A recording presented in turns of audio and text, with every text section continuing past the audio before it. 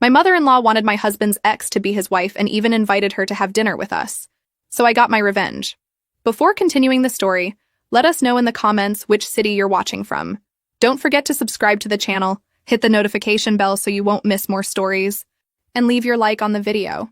I should have known something was wrong the first time my mother-in-law invited my husband's ex-girlfriend to our engagement party. Not as a guest, mind you, but as a co-host.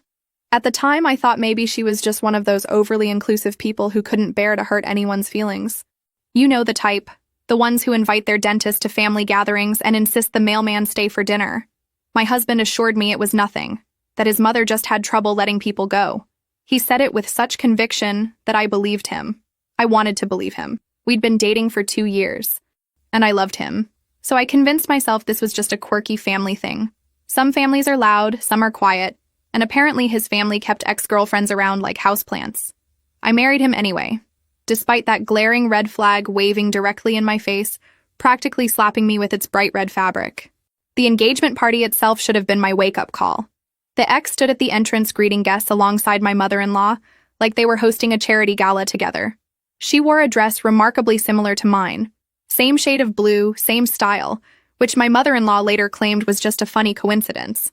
The ex knew details about the party that I hadn't even known, like what hors d'oeuvres were being served, and what time the photographer would arrive.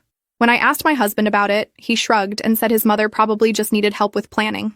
Help. From his ex-girlfriend. For our engagement party. The logic was so backwards it gave me whiplash. The ex's name kept coming up in conversation at family dinners, casual mentions at first. Oh, she used to make this dish for us. Or, she always knew how to arrange flowers so beautifully. Innocent enough, right? Wrong. So very wrong. Within the first 6 months of our marriage, I realized my mother-in-law had never actually moved on from her son's previous relationship. She spoke about the ex like she was a daughter who had tragically died in some beautiful, poetic way, not a girlfriend who had broken up with her son over 5 years ago because, from what I'd gathered, they simply weren't compatible long-term. I tried talking to my husband about it during those early months, but he'd look at me with confused eyes and say he hadn't noticed. His mother mentioned his ex constantly, and he genuinely didn't see it as a problem. I started to realize this had been normalized for him his entire life. The dinner invitations started around month 7 of our marriage. Surprise dinners where the ex just happened to be there too. My mother-in-law would act shocked, claiming she'd completely forgotten she'd invited both of us.